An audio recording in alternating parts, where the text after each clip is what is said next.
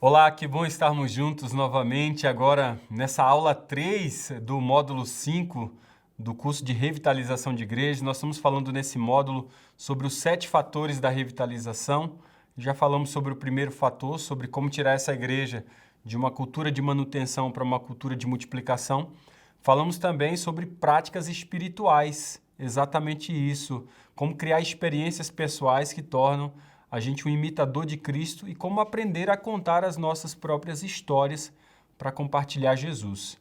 Na conversa de hoje, vamos falar do terceiro fator da revitalização, a formação de novos líderes, né? Vamos falar sobre a abundância de líderes na igreja local, como a igreja cresce quando ela pensa na nova geração de líderes. É algo que irá proporcionar multiplicação, melhor pastoreio, melhor acompanhamento, menos sobrecarga e muito maior cuidado, né?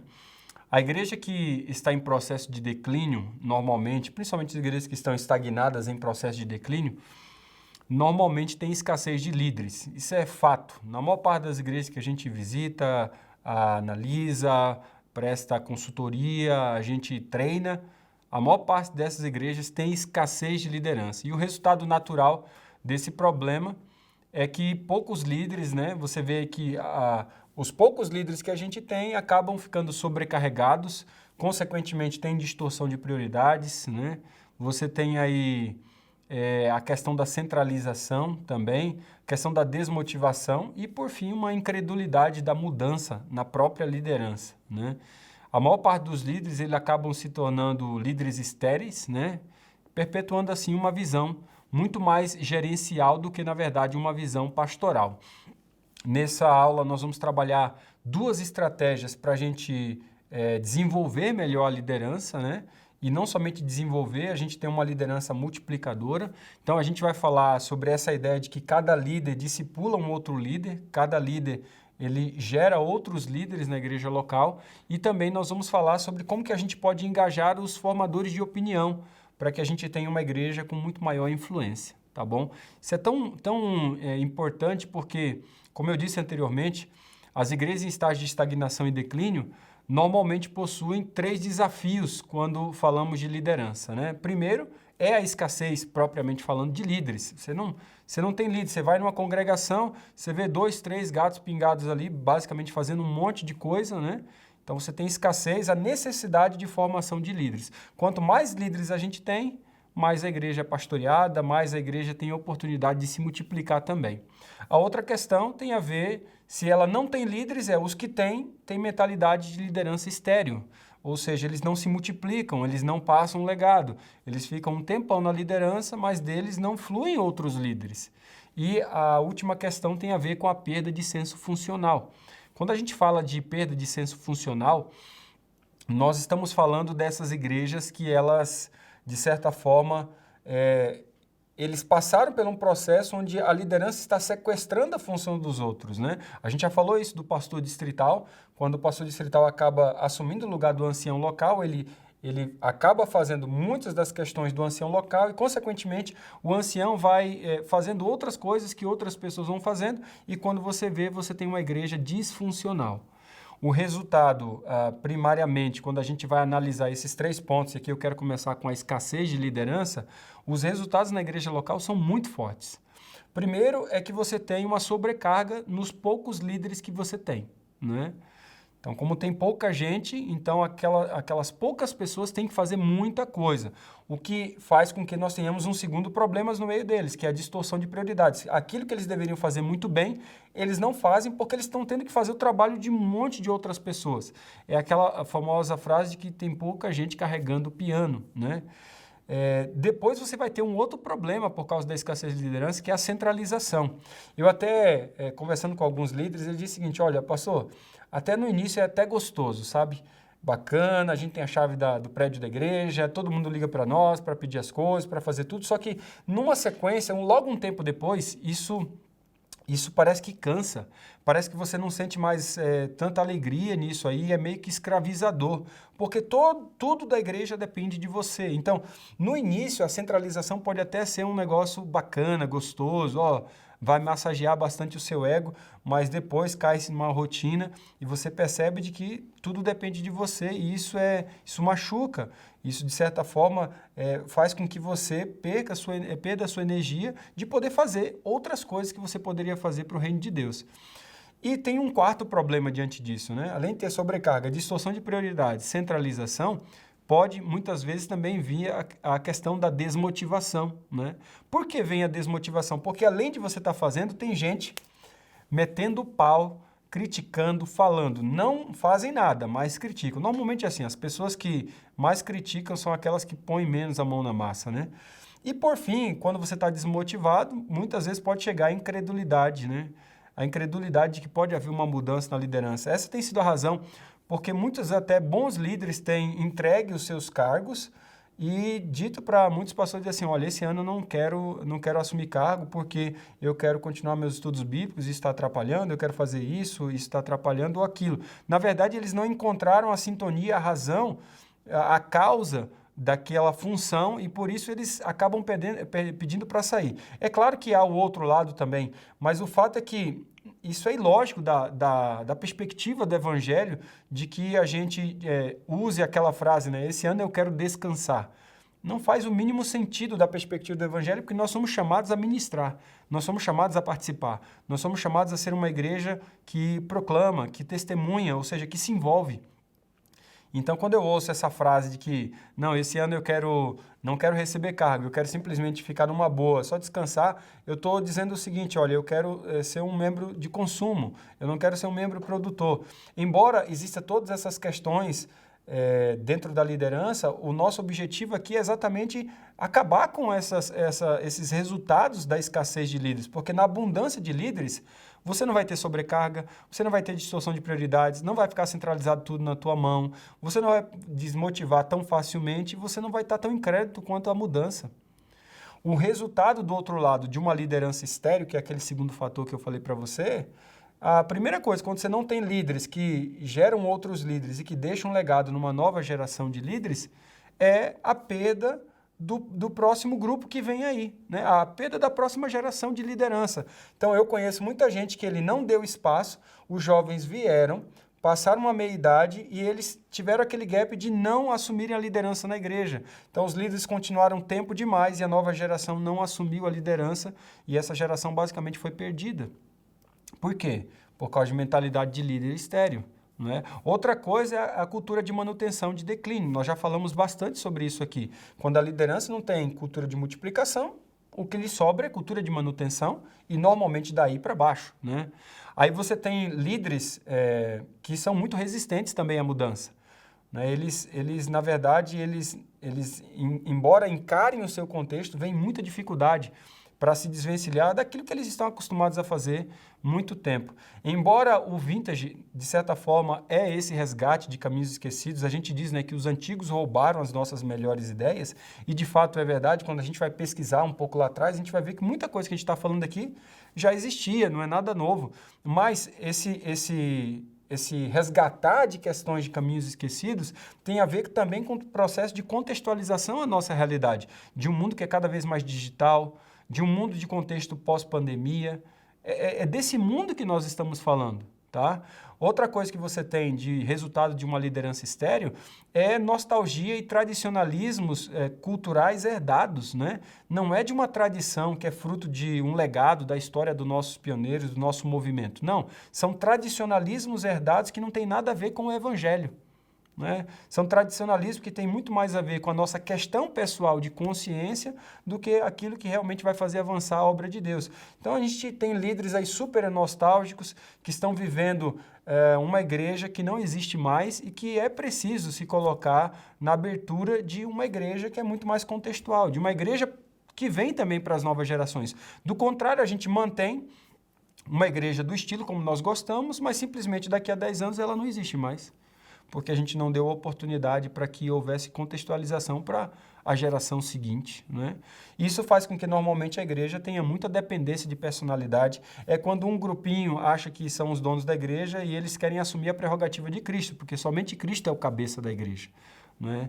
Então a gente vê dificuldades até para fazer valer alguns projetos, algumas questões, porque tem um grupinho ali ou determinados, uma ou duas pessoas, normalmente são pessoas que às vezes querem carregar o piano da igreja, mas querem carregar sozinho e depender tudo deles. E ele se esquece que a igreja é um movimento, acima de tudo, trinitário, né? Você vai ver que as 3 grandes metáforas da Bíblia apontam para povo de Deus, né? Corpo de Cristo e templo do Espírito Santo. Em outras palavras, a lógica da administração da igreja é uma lógica do papel do Senhor Jesus. Ele é o Senhor da igreja, ele é o cabeça da igreja. A outra questão, talvez a última aqui que eu possa apontar de resultados de liderança estéril, é uma mentalidade de justificação e vítima, né? É aquela mentalidade de que nada vai dar certo aqui, nada vai acontecer, a gente já conhece a congregação há muito tempo, você chegou agora, você não sabe como é que é o povo aqui, e nessa a gente não vê nem uma ação efetiva e somente uma mentalidade de justificação. Eu acho que nada é tão pior do que a gente estar com sede, querendo fazer algo e as pessoas jogando balde de água fria na gente, sempre com essa questão de mentalidade de justificação e vítima. Eles nunca propõem uma alternativa diante do problema e quem quer propor, muitas vezes eles não querem que isso aconteça, porque, de certa forma, é possível que, em alguns casos, isso signifique perda, né, de status quo, perda de posições, e então é melhor esfriar, né, sabotar o processo.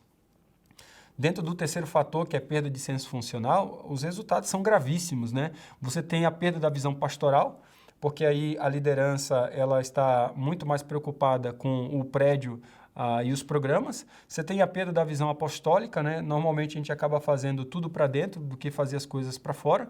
Você vai perdendo a visão evangelística, né? Aí você vai começando a dizer que é alguns só que tem o dom da evangelização ou o dom do evangelismo.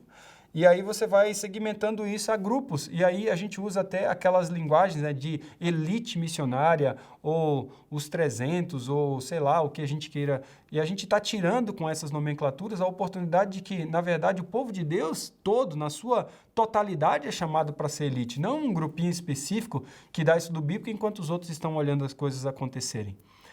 Isso é grave, né? Muito grave. A outra questão é, você vai perdendo, dentro desse senso funcional, da perda do senso funcional, você vai também tendo problemas com a manutenção de cultos, né? O culto não é com o foco de alcançar a comunidade, o culto não é para celebrar o envio. O culto, na verdade, é para que os membros possam receber um bom produto religioso que ele possa satisfazer durante o final de semana. Porque se não gera transformação, se o culto não gera engajamento, se o culto não gera missionários enviados em missão para serem luz na comunidade, alguma coisa está errada com esse culto. Outra coisa que acontece nessa perda funcional é que a igreja acaba sendo, os líderes acabam sendo executores de programas, né? O negócio deles é ajeitar detalhes de programas, de materiais, de conteúdo, escalas, programação. E eles vão perdendo esse caráter humano, né? Esse caráter do relacionamento, da intimidade, eles vão perdendo esse caráter da vida da igreja, porque eles estão imersos em eventos, né? Isso vai, de certa forma, ajudando para que esses líderes também sejam muito conservadores quanto às questões estruturais e menos conservadores quanto às questões cruciais do evangelho quando diz respeito à membresia. Então, a gente sacraliza os prédios, mas a gente dá pouco valor para as pessoas. A gente é capaz de sabotar tudo aquilo que envolve o uso do prédio para que seja exaurido para a gente, porque a gente está preocupado na manutenção, seja dos bancos, dos utensílios e assim por diante. É isso que vai acontecendo quando a gente perde esse senso funcional da liderança. Nós precisamos usar a força de pressão social para promover essas mudanças positivas. Quando eu quero dizer força de pressão social, é engajar os melhores líderes para que possamos, de fato, colocar as melhores pautas para a liderança da igreja. E nós temos uma estratégia muito simples para fazer isso acontecer. Uma é que cada líder esteja discipulando outro líder, e a outra é engajar os formadores de opinião. Bem, sobre essa primeira estratégia de cada líder discipular outro líder, isso para nós, é o que há de melhor e o que há de mais simples no processo de formação de liderança, né? Muita gente diz assim, tá, e o que nós vamos fazer para formar líderes? Bem, a formação de líderes é uma das coisas mais simples se ela parte da consciência de que quando você recebe a liderança, você não recebeu a liderança só para você, você recebeu a liderança para compartilhar com outros. Então, a pergunta que tem que estar na sua cabeça é: quem é o meu próximo líder? Quem é a pessoa que eu estou compartilhando a minha liderança? Se você não sabe responder essas perguntas, talvez você não esteja utilizando o potencial do que é ser líder. Talvez você não esteja liderando. Os elementos essenciais para discipular um outro líder são questões muito simples. Primeiro é a amizade. Isso tem que romper com a formalidade. Para que você faça outro líder, você precisa ser amigo, né? Você precisa parar com a formalidade. Você precisa falar menos e participar mais. Você precisa ouvir mais as pessoas, aquela pessoa que você está compartilhando. Você precisa entender que é menos reunião e mais casa e sofá. É menos a formalidade do prédio para entrar na intimidade da vida. Lembre-se que isso é amizade, então vocês precisam sair juntos, vocês precisam comer juntos, vocês precisam fazer coisas juntos. Vocês precisam fazer lazer juntos, vocês precisam dialogar sobre a vida juntos. É importante que você acompanhe o progresso, que você elogie, que você corrija e ao mesmo tempo que você também desafie. O caminho rumo à liderança envolve aprender a delegar, envolve também empoderar e envolve reconhecer. Veja, existe aqui uma linha, uma trajetória que quando ela acontece normalmente, nós temos bons líderes, né? Primeiro você delega, tá? E delegar é essa oportunidade que nós damos às outras pessoas para que elas aprendam na prática a liderar a igreja. É quando você diz para ela o seguinte: olha, faça isso aqui, só que eu gostaria que você fizesse dessa forma. E ele vai lá e faz do jeito como você pediu para que a pessoa fizesse. Você pede de novo e ele vai lá e faz. Quando você pede a terceira ou quarta vez, diz o seguinte: não, você pode fazer, mas você pode fazer colocando a sua cor, você pode fazer do seu jeito. E ele vai lá e faz melhor, faz bem, ou faz às vezes e não consegue, você vai lá, corrige, ajuda, mas você está empoderando. Você está dando a oportunidade para que ele faça e faça no seu próprio estilo. E depois você reconhece. Por que você reconhece, né? Porque você empoderou, porque você delegou, você deu permissão. É a oportunidade que a gente dá para que as pessoas façam e façam da melhor maneira e utilizem o seu próprio estilo. Então, no reconhecimento é a legitimação pública de pessoas que já dão evidência de uma liderança orgânica. Então, quem você reconhece? Quem você reconhece é quem você já delegou e quem você já empoderou. Às vezes, nós fazemos o contrário. Em vez de primeiro delegar, depois empoderar e depois reconhecer, primeiro a gente reconhece e depois, se der, a gente empodera e, quando muito, a gente delega, né? Então, o que acontece na maior parte das igrejas é que muitas vezes a gente coloca pessoas em funções, em cargos, sem ela nunca ter feito aquilo, sem ela nunca ter dado evidência de que aquilo já é uma prática delas e elas se tornaram líderes porque elas já fazem aquilo acontecer. E não porque elas estão na promessa de que em algum momento vão fazer aquilo existir. E isso nos mostra de que quando a gente segue essa lógica do delegar, empoderar e reconhecer, a gente é muito mais efetivo, principalmente nessas questões dos 5 níveis, né? Que é para ajudar as pessoas a aprenderem a delegar, que é o primeiro passo ali. Então, a primeira coisa, você tem que dizer, ó, faça o que eu digo. Depois, traga sugestões e faça. Em terceiro lugar, faça e depois reporte isso que você está fazendo para mim imediatamente. Depois, em quarto lugar, faça e reporte isso eventualmente. E por último, apenas faça. Você não precisa mais estar ali em cima. Por quê? Porque a pessoa já está vivendo a liderança. Um grande desafio é que temos que aprender a reconhecer as pessoas que aproveitam, né? que aproveitam as oportunidades para liderar. Elas lideram e elas não buscam, de certa forma, reconhecimento para isso.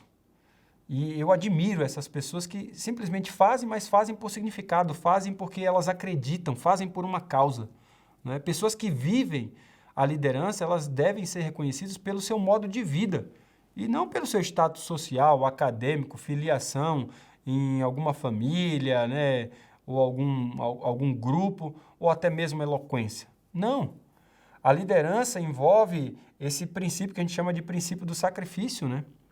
Sacrifício para que você possa desenvolver, né? Ele precisa ser visto como, para você se sacrificar, você precisa ter algo muito valioso, né? Algo que vale a pena você gerar esse sacrifício. Então, quando você está compartilhando a liderança com outras pessoas, você tem que dedicar tempo. Costumo dizer o seguinte: eu quero ser líder na igreja, mas não quero dedicar tempo. Então, você não vai ser líder. Porque quem quer ser líder na igreja tem que dedicar tempo. tem que colocar isso como prioridade. Então, se você quer compartilhar liderança com alguém, você vai ter que dedicar tempo, isso vai ser prioridade para você. Muitas vezes você vai ter que colocar recursos, dinheiro mesmo, do seu bolso, para ver isso acontecer, e você vai ter que esmagar o seu ego. Né? Porque não existe essa de você passar um legado se você está com foco só em você mesmo. Você precisa colocar o foco no outro, e aí o seu ego é diminuído e você compartilha uma visão completamente altruísta de liderança. Como eu disse para vocês, se envolve comer juntos, conhecer a história um do outro, abençoar outros juntos, sair para abençoar outros juntos e fazer o que a gente chama de 1x1, que é algo que eu quero explicar para você, que é fantástico, né? É preciso ser intencional com as pessoas que a gente quer compartilhar a liderança. E depois de se conectar através de comida e histórias da vida, é importante a gente seguir os 5 passos que o Eric Metcalf ele sistematizou para fazer líderes, né? Ou talvez o David Ferguson, naquele livro, fantástico livro, vou colocar aqui para você também a indicação, o Fazedor de Heróis, né? Em inglês está Hero Maker. Quando você pega esse livro e ele ali, citando o Eric, ele fala sobre essa lógica do que a gente chama de discipulado 1x1. Esse discipulado 1x1 é o que a gente especificou nesse cartão aqui, ó. Tá? A gente só entrega 2 cartões na residência de revitalização, o do acorde e o cartão do discipulado 1x1. O que compreende esse discipulado 1x1? É muito simples, gente. É muito simples. É algo que você carrega na carteira, né? E algo que você pode sempre lembrar. Você, vivenciando essa relação de compartilhar a liderança, você segue esses 5 passos. O primeiro, eu faço e você assiste e a gente conversa. Depois, eu faço, você ajuda e a gente conversa. Depois, você faz, eu ajudo e a gente conversa. Depois, você faz, eu só assisto e a gente conversa. Depois, você faz, outra pessoa que você chamou assiste e vocês conversam. E aí segue o rumo. Imagina que você quer preparar um professor de escola sabatina na sua classe. E você fala assim, olha, eu vou preparar porque eu quero multiplicar essa unidade aqui. A gente está vendo isso acontecer aqui agora, numa igreja que a gente está frequentando. Né? Cheguei para o pastor na semana passada e disse, olha, a gente precisa multiplicar as classes da escola sabatina. E nós temos professores aqui que podem ser pessoas que podem pastorear, desenvolver um bom processo de ensino, mas também de pastoreio. E como é que essas pessoas foram formadas? Algumas delas nesse processo, né? Então, você é o professor, você coloca o olho naquela pessoa, eu acho que aquela pessoa, se eu investir nela, eu acho que ela vai ser uma excelente pastor ou pastora aqui dentro dessa unidade, né? Então, o que acontece? Eu falo intencionalmente com essa pessoa, olha, eu vou dirigir a classe essa semana e eu gostaria que você prestasse atenção na maneira como eu vou agir. Depois eu gostaria de trocar uma ideia com você. Então, ela assiste, pede para ela fazer algumas anotações de coisas do que ela observou, e depois vocês conversam. Depois você fala o seguinte, olha, eu vou fazer a classe essa semana, mas eu queria sua ajuda. Você pode fazer a introdução da lição, a conclusão, ou você pode fazer um momento de pastoreio comigo e depois a gente conversa. E agora eu vou fazer o seguinte, você vai fazer e eu que na verdade vou fazer ou a conclusão, ou a introdução, ou parte do pastoreio, e você que vai fazer a coisa acontecer. Depois você vai fazer e eu só vou assistir você atuando na classe e a gente vai conversar. Depois que você fizer isso, você pode colocar o olho em mais alguém na classe, porque eu vou estar multiplicando outra classe agora, mas você pode colocar um olho e começar o mesmo processo com ele e aí vocês conversam. Se cada um de nós usasse essa sequência com 3 pessoas e essas 3 pessoas usassem com mais 3 pessoas, já seríamos um grupo em crescimento geométrico, pessoal. A ideia é que cada líder viva isso e replique essa noção do discipulado 1x1. Nós estamos fazendo líderes de Cristo de 4ª geração, né? Conforme você vai encontrar ali em 2 Timóteo 2:2. Quando a gente fala de discipulado de 4ª geração, é aquela ideia de que eu levei o Moisa para Cristo, ou discipulei ele para ser líder, ele discipulou então o Denis discipulou então a Lia e assim por diante. E quando você vê, você tem 4 gerações que passaram ali por esse processo de discipulado. É a mesma coisa que você vai encontrar em 2 Timóteo 2:2. Na primeira geração, você vê Jesus ali, né, que é o ponto de partida, aí você vê Barnabé para Paulo, depois você vê Paulo para Timóteo, depois Timóteo para pessoas confiáveis e depois pessoas confiáveis para outros. Você está vendo aqui várias gerações de líderes surgindo. A igreja precisa ter um placar de líderes aprendizes para que haja intencionalidade nisso. É uma das questões que a gente trabalha aqui nas mesas, dentro da residência presencial, é a gente formar o placar e a gente colocar quantos líderes aprendizes nós temos hoje e quantos nós queremos para o próximo ano. Se a gente fosse acumular esses líderes aprendizes para os próximos 4 anos, quantos seriam? Qual que é o total de líderes que nós temos atualmente? E qual é o total acumulado juntamente com esses líderes aprendizes? Isso é muito importante. Eu vou colocar na descrição um modelo para que você começar a seguir dentro da sua igreja e perceber como essa lógica de discipulado, né, 1x1, ele é tão importante para a gente criar esse engajamento. Veja, tem muitas pessoas que dizem assim, mas pastor, a gente pode fazer um pequeno grupo só de formação de líderes? Eu acredito que sim, eu acho que isso vai ser muito bom, eu acho que isso vai ser ótimo. Inclusive, dizer assim, olha, será que você tem algum material para ajudar a gente nesse processo? Eu vou colocar aqui também na descrição para você o livro que a gente já escreveu já há um tempo, chama Formador de Líderes, né? Formando Líderes, esse livro. E foi um livro que eu escrevi a pedido da União, eu lembro, e é um livro que tem abençoado muitas pessoas. O livro já está em espanhol, já está em inglês agora, já está em português, sempre esteve, né? Mas é um livro que vai poder ajudar para aqueles que querem fazer o processo de formação em pequenos grupos ou em classe especificamente, mas eu acredito particularmente nesse processo 1 a 1, porque nesse você não está refém de nada. Você não está refém de material, você não está refém de nada. Embora existem todos esses recursos que podem te ajudar nesse processo também. A segunda estratégia que nós falamos é engajar os formadores de opinião. E aqui nós estamos falando de líderes, que líderes que são formadores de opinião são líderes que inspiram confiança, tá? Eu gosto muito daquele texto que a Ellen White fala, se não me engano, naquele livro, é uma compilação dela, né? Chama Liderança Cristã. Se não me engano, está na página 43. Ela diz que a causa sofre quando a gente enfraquece a confiança do povo de Deus em seus líderes, né? Que por sinal, enfraquece também a causa de Deus. Então, a mente das pessoas é deixada na incerteza, quando a gente não tem líderes que inspiram confiança e quando a gente não ajuda os líderes a ter toda essa confiança necessária para que a obra de Deus aconteça no contexto, né? Então, a gente tem que se perguntar o que é um líder que inspira confiança, porque é isso que nós queremos. Nós queremos fabricar mais líderes e nós queremos que esses líderes tenham uma qualidade excelente, um padrão super alto, né? Então, a gente costuma dizer que líderes que inspiram confiança, eles têm 2 características, eles têm caráter e eles têm competência, tá? Caráter é a junção de 2 coisas, caráter é a junção de integridade e intenções. A integridade é ser coerente consigo mesmo, né? E com os outros, né? Pregar o que você... viver, na verdade, o que você prega, né? Viver de tal forma que aquilo que você fala é também o seu modo de vida. As intenções são os nossos motivos, as nossas agendas, né? As nossas agendas pessoais, que levam também aos nossos comportamentos resultantes. Então, quando você tem caráter, você tem integridade e intenções puras, bons motivos, né? Você é coerente com você mesmo. Isso é caráter, né? Agora, o que é competência? Competência é a junção de 2 coisas. Competência é a junção de capacidades e resultados. Então, as capacidades são as nossas habilidades que a gente possui para inspirar confiança nos outros, são os nossos talentos, atitudes, nosso conhecimento, nosso estilo. E os resultados é o nosso desempenho.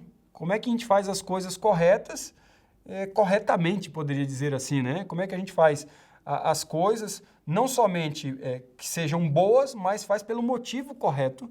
E isso traz um resultado eficaz, isso traz um resultado de alto nível. Então, isso é a competência, capacidade mais resultado. Às vezes, quando a gente vai formar líderes, ou mesmo quando a gente vai colocar líderes na igreja, a gente não leva em consideração isso. E aí a gente perde poder de influência na igreja local. Porque às vezes você tem um líder que é um poço de caráter, mas ele não tem competência. Ele não mexe a água, ele não faz a coisa acontecer. É um homem ou uma mulher de Deus, vai para o céu, mas não mexe a água, você está entendendo? Não tem execução. E a igreja sofre por causa disso, né? São pessoas boas, pessoas fantásticas, mas elas não têm poder de execução, ela não tem estilo para levar as outras pessoas à ação. O outro lado também é verdade. Às vezes você tem um indivíduo, uma mulher que é super capaz, tem muitos dons, muitas habilidades, talentos, faz acontecer, o que põe na mão executa, mas é mau caráter, mentiroso, fofoqueiro, né? Maltrata os familiares, né? Deve na praça. E aí você não tem confiança, porque você não tem caráter. Então, o que é uma liderança que inspira mesmo? Ela tem caráter e competência juntos, tá? Ela tem caráter e competência juntos. Nós queremos escolher pessoas assim. As escolhas que nós queremos na igreja não é escolha para fazer líder gerente. Nós queremos liderança de verdade. E liderança inspira confiança. Quando eu falo de líderes gerentes, é líderes que estão ali para manter o processo da igreja funcionar. Normalmente, esses líderes podem trabalhar com várias motivações, menos a motivação de uma liderança realmente que inspira confiança.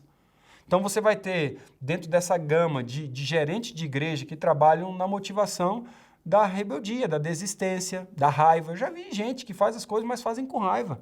Gente que muitas vezes faz por obediência fingida, porque também tem medo, não quer ficar mal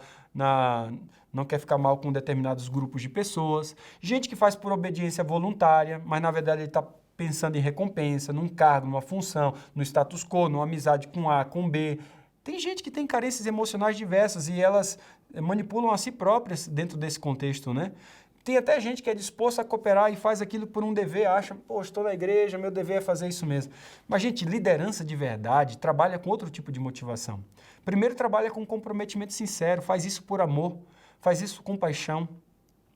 E por último, que é o que eu mais gosto, trabalha com entusiasmo criativo. Faz por uma causa, faz por significado. Independentemente se põe o dedo no rosto, se falam mal, se faz fofoca, ele faz porque ele tem uma causa maior. Entendeu? Não é porque alguém chupou limão e falou algumas coisas ruins e tristes para essa pessoa que ela desanima e sai.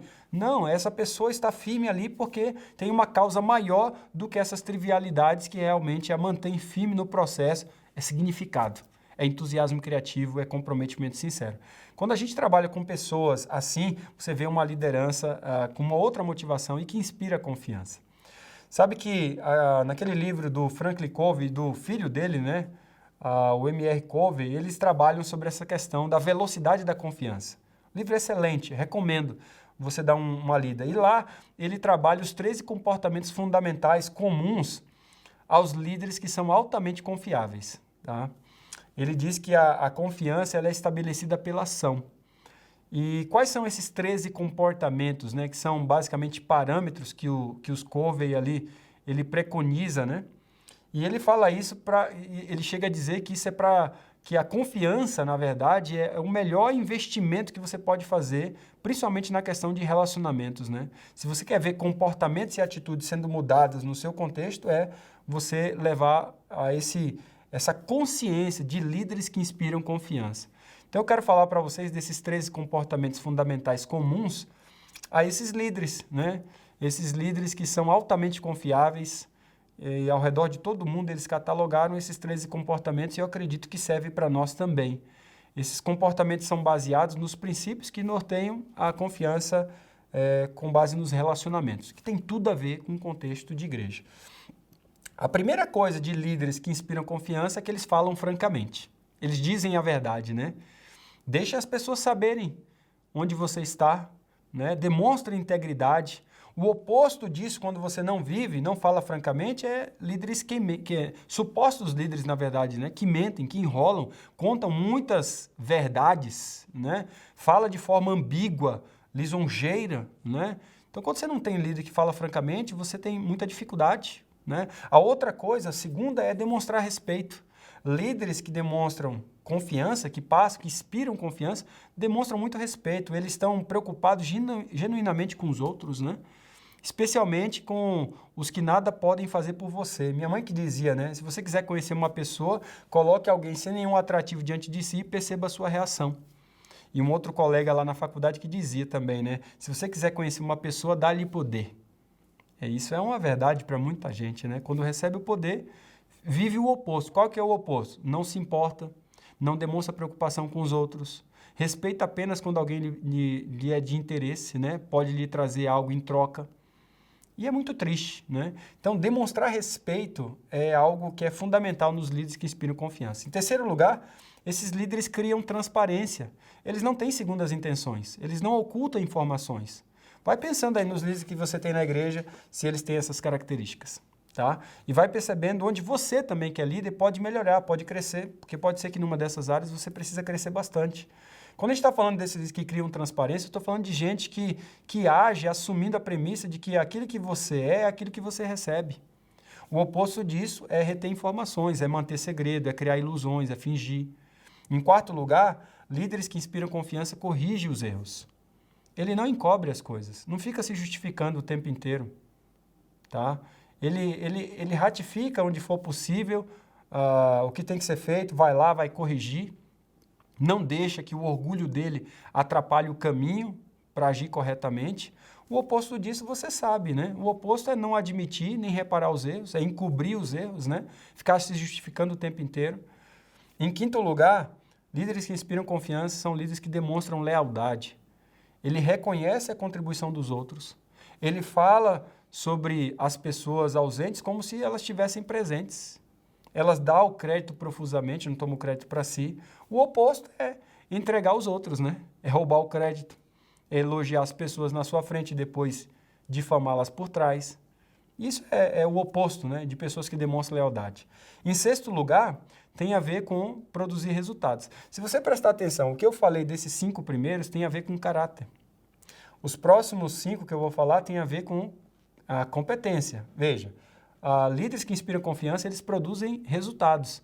Ele não promete demais, né? E nem realiza de menos. Isso é fantástico. Não arranja desculpa para não realização das coisas, faz as coisas acontecerem, e o oposto disso também é verdade. Deixa de produzir resultados, produz atividades, um monte de tarefa, mas tarefa que não tem resultado. E em sétimo lugar, tem a ver com líderes que inspiram confiança, eles estão se aperfeiçoando o tempo inteiro.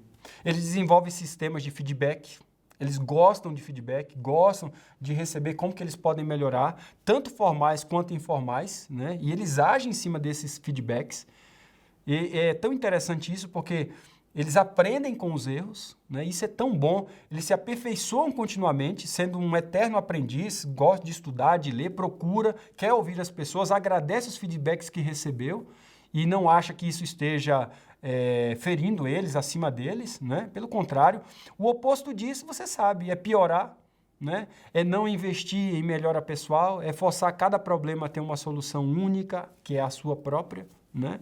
Então é isso que você vai tendo nesse tipo de liderança que não inspira confiança. A que inspira, em oitavo lugar, enfrenta a realidade, admite o não dito, né? Avança corajosamente nas conversas, não encobre as questões reais, enfrenta diretamente as situações difíceis. O oposto, você sabe, o oposto disso. É a pessoa que enterra a cabeça na areia, né? Foca em atividades improdutivas para manter-se ocupado, evitando os problemas verdadeiros. É aquela lógica que a gente falou das soluções paliativas para soluções fundamentais. Então, soluções paliativas. Soluções paliativas porque as pessoas realmente não querem enfrentar a verdade, a realidade nua e crua, né? Mas líderes que inspiram confiança, eles enfrentam a realidade e eles vão nos verdadeiros problemas. Em nono lugar, líderes que inspiram confiança, eles esclarecem as expectativas. Eles expõem, eles revelam, eles discutem, eles validam as suas expectativas, né? Ele não transgride as expectativas dos outros, ele não presume que as suas expectativas estejam claras para todo mundo e nem que elas já sejam compartilhadas, né? É diferente. Esse líder está preocupado para que a sua comunicação seja uma comunicação clara, efetiva e uma comunicação que gere resultados para a igreja. O oposto disso também é verdade, é assumir que você já sabe quais são as expectativas de todo mundo e mesmo as suas você não revela, né? Você cria expectativas vagas que variam o tempo inteiro de acordo com o contexto e isso deixa as pessoas muito inseguras, né? Essa é a verdade. Em décimo lugar, a combinação de caráter e competência na vida prática da liderança. São basicamente os 3 últimos comportamentos. Primeiro, você pratica a responsabilidade. Quando você tem caráter e competência, você pratica essa responsabilidade, você aumenta o seu nível de inspiração, de confiança, né? Porque você é claro na maneira de comunicar seu progresso, né? Nos trabalhos que você está engajado, né? Da sua responsabilidade. Você não evita, né? As responsabilidades. Quando as coisas acontecem, não vão tão bem, estão mal, você assume, não, eu estou aqui, pago mesmo, digo que fui eu, ou realmente não fiz uma coisa legal, mas vou melhorar. E você também faz os outros serem responsáveis pelos resultados. Você não fica aí querendo assumir os erros dos outros e deixa as pessoas criarem um padrão eu diria até de complacência, né? Padrão de complacência. Isso é muito ruim. O oposto disso, você sabe, é não assumir responsabilidades. A pessoa sempre tem aquela frase comum, né? Não é culpa minha, né? Não me responsabilizo pelos outros. Então, é esse tipo de situação que enfraquece a liderança. A outra coisa, e talvez uma das questões mais importantes, a gente já falou isso na aula anterior, é escutar primeiro. Isso inspira muita confiança. Escute antes de falar. Pastores, principalmente, têm muita dificuldade com isso. Eu mesmo já trabalhei bastante esse ponto, porque a gente parece que tem essa necessidade de falar, né? Mas hoje a gente tem aprendido, eu tenho aprendido muito a escutar, isso tem sido de muito benefício, muito de benefício. Eu acredito que até o acorde ajuda a gente bastante nesse ponto, bastante, porque na prática espiritual de Cristo a gente tem que aprender a escutar mais as pessoas. E aí a gente aprende a escutar mais a esposa, o esposo, os filhos, né? A família, a gente aprende a escutar mais aqueles que estão acima de nós em questão funcional, de trabalho, seja de alguma atividade que a gente está fazendo, aqueles que estão pareados conosco e aqueles que a gente está discipulando. Isso é tão importante, a gente criar esse clima de uma escuta atenta, de uma escuta estruturada, né? Não presuma conhecer todas as respostas. Por favor, escute com os olhos, coração e não somente com os ouvidos. Então, as pessoas que são chamadas a inspirar confiança através da escuta são chamadas a esse desafio. O oposto é não escutar, né? É falar primeiro, escutar depois, né? Fingir escutar ou escutar sem entender. Conheço muita gente isso aí que no multitask finge que escuta, mas não está escutando nada. E em 12º lugar é cumprir as promessas. Líderes que inspiram confiança, eles cumprem as promessas. Ele diz e faz, né? Depois faz aquilo que disse, né? Faz promessas cuidadosamente e está ali para cumpri-las.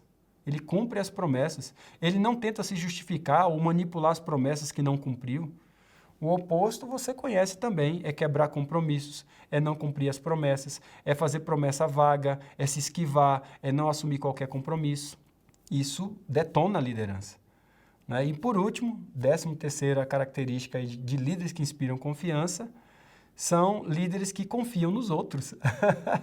Óbvio, líderes que confiam nos outros. Confiar condicionalmente naqueles que estão no processo de conquistar a sua confiança. Aprenda a confiar nos outros, principalmente em função de situação de risco. Demonstre essa propensão a confiar. Isso é muito importante. Se você me perguntasse o que é melhor, confiar ou não confiar, 1000 vezes é melhor confiar do que não confiar. O preço que você paga da não confiança é gigantesco. É burocracia, é maior custo, é tempo gasto, tendo que você estar ali em cima o tempo, porque você não confia, não é? Os relacionamentos são mais difíceis quando você não confia. Se eu tivesse que perguntar para você, como é que é o relacionamento com alguém que você confia e com alguém que você não confia? É completamente diferente. O oposto de não confiar é desconfiar, óbvio. Fingir confiança, eu já vi muita gente fingir que confia, né? Depois, basicamente, controlar por trás, né? Delegar responsabilidade, mas não autoridade. Então, quando a gente tem, gente, essas 13 características, e o que a gente faz na residência do Vintage? A gente coloca essas características e a gente deixa os líderes se exporem um pouquinho naquele momento para trabalhar essas questões e como que a gente pode fazer a nossa liderança criar valores para líderes que sejam líderes excelentes. O desafio aqui para multiplicar a liderança são vários. Eu colocaria pelo menos 3 deles aqui, 2 deles, na verdade. Primeiro, é viver o discipulado 1x1 da liderança. Responder aquela pergunta, quem é o meu próximo líder? Quem é o líder que eu estou compartilhando a minha liderança? Segundo, é engajar os formadores de opinião, né? Quem são os formadores de opinião na nossa igreja? O que você quer que esses formadores de opinião façam que vai encorajar ou possibilitar a mudança na vida da igreja? Que comportamentos de confiança a gente precisa crescer como grupo de líderes da igreja? Para a gente ter uma liderança coesa e uma liderança que está se multiplicando. Você percebeu que o processo de formação de líderes é simples?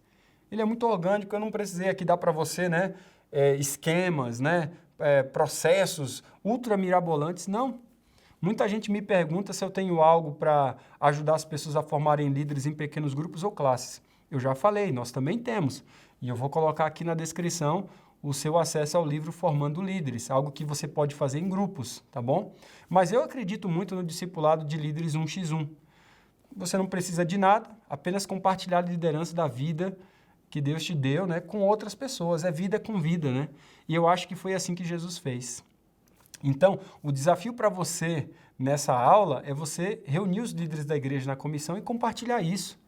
Que todos possam responder a pergunta, né? Quem é o meu próximo líder? Que todos tenham essa consciência. Eu acredito que agora nós estamos prontos para ir para o quarto fator da revitalização de igrejas, que é o plano de discipulado. Esse talvez é um dos fatores mais cruciais no processo. E a gente precisa fazer algo simples, claro, eficaz, para que realmente algo seja benéfico para a igreja, porque quando a gente pensa na maior parte das igrejas, a gente precisa algo assim, algo simples, claro e eficaz como fundamento. Aliás, o que é que adianta, né? Você ter um baita plano de discipulado, mas que não funciona? Bem, eu espero que você esteja pronto para isso. Nós vamos juntos. Um grande abraço para você e até breve.